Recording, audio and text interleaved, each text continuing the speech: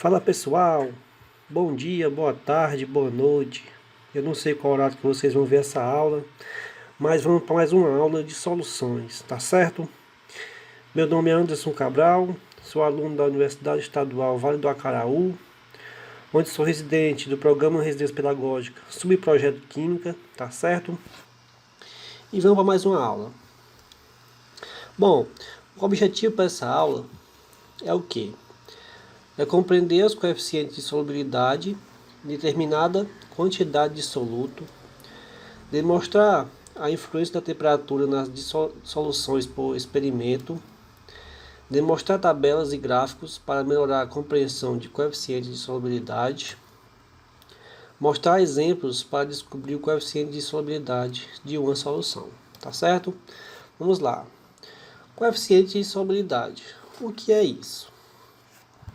O coeficiente de solubilidade é um referencial que indica a quantidade máxima de soluto, que pode ser dissolvido em um determinado solvente a uma dada temperatura. Ou seja, a temperatura vai influenciar nessa solubilidade, tá certo? Quando vamos preparar uma solução, temos que levar em consideração 3 critérios: quantidade de solvente que será utilizado, temperatura do solvente, quantidade de soluto que será utilizado. Esses são os 3 exemplozinhos que você deve conter na sua solução, tá certo? Vamos lá. Exemplo: se adicionar uma colher de sal em um copo com água, inicialmente o sal desaparece e a água torna-se salgada. Porém, se mais sal for adicionado, chegará a um ponto que ele começará a se acumular no fundo do copo. A água atingiu o seu limite de solubilidade. Qualquer quantidade de sal que for adicionado se acumulará no fundo, pois o coeficiente de solubilidade foi atingido. Vamos agora aqui para um exemplo, tá bom?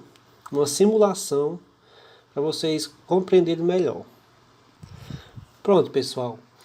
Aqui é a simulação do PET, certo?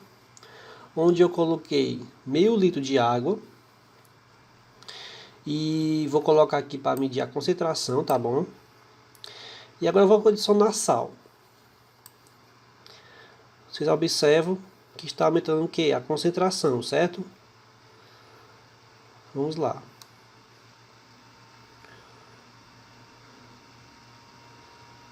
Cada blocozinho de sal que eu adicionar na água, ó, pronto.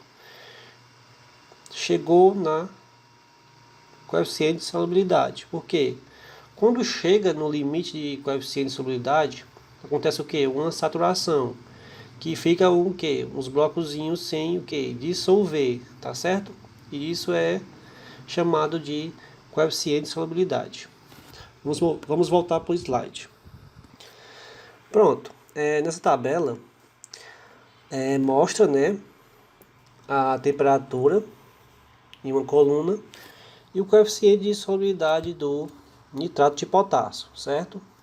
Que equivale a 100 gramas de água, que é o solvente. Vocês observam que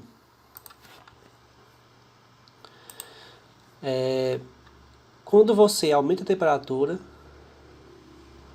aumenta o quê? A solubilidade, certo? Então, a temperatura aqui vai o quê? Vai influenciar no aumento da solubilidade. Esse gráfico também mostra, né, o nitrato de potássio, onde aqui o eixo Y mostra a temperatura, certo? E o eixo, aqui mostra o eixo X, certo? Que é a temperatura. E aqui mostra o eixo Y, que é o que? A massa em gramas do nitrato de potássio. Ou seja, quando você aumenta a temperatura, aumenta a massa em gramas de nitrato de potássio, certo? Ou seja, vamos aqui pegar aqui 10. Então a temperatura 10 vai dar o que? Vai dar 20 gramas, certo? Vamos pegar aqui um mais alto. Vamos supor aqui no 90, ó. 90 nesse ponto aqui, vai dar o quê? A massa de quanto? Aqui na metade, né, 210, tá ok? Então é assim, quando você aumenta a temperatura, aumenta a quantidade de massa dos reagentes, tá bom? Que é o soluto. Aqui é o gráfico que tem alguns reagentes, né, diferentes, alguns solutos diferentes, tá bom? Ou seja, o cloreto de sódio, né, que quando você aumenta a temperatura, ele aumenta só um pouco de gramas, né? Ele tem a solubilidade rapidamente, né? Não aumenta muita coisa, né, gramas.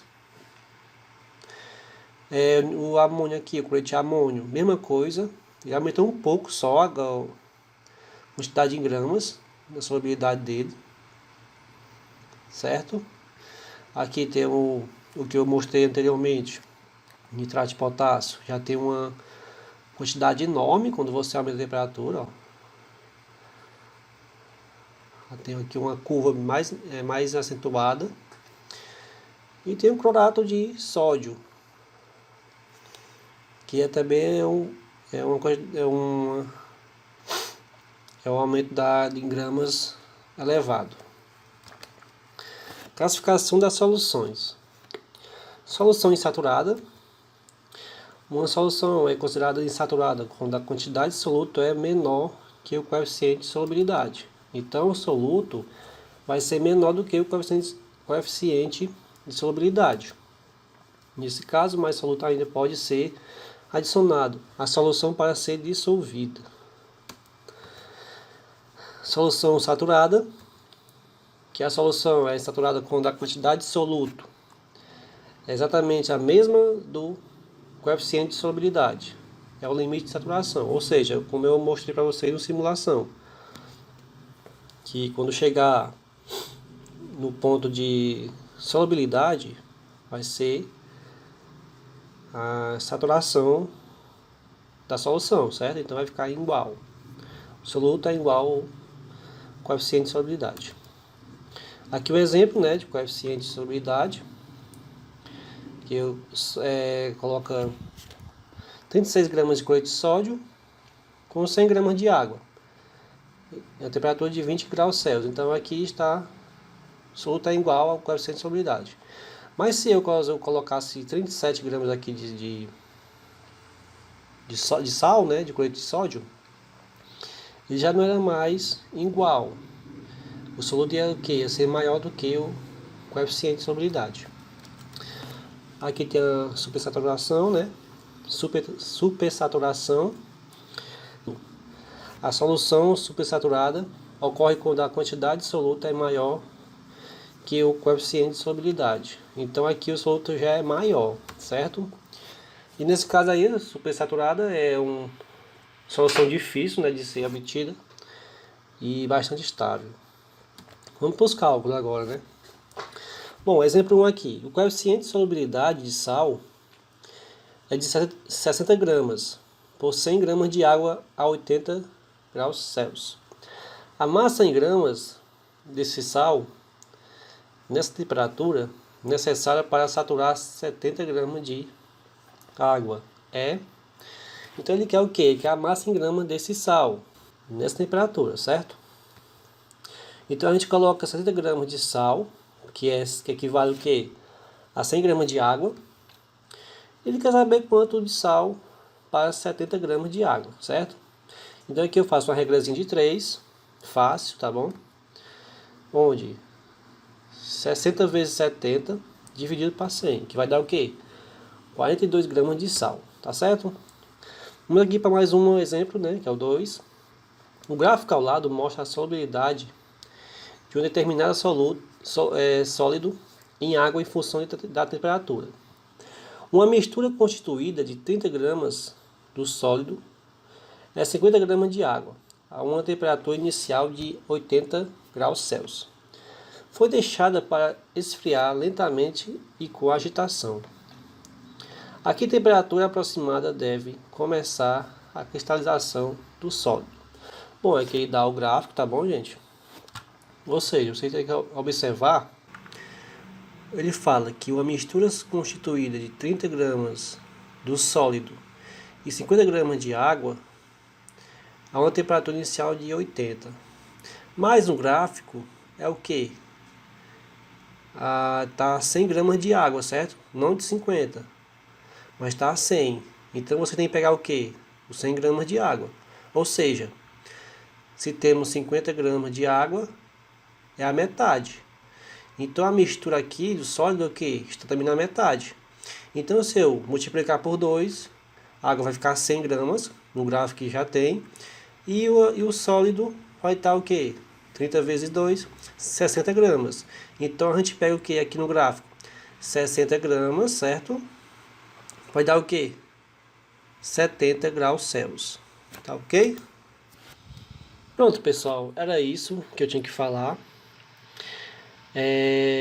Mais pra frente vai ter mais exemplos de soluções, tá bom?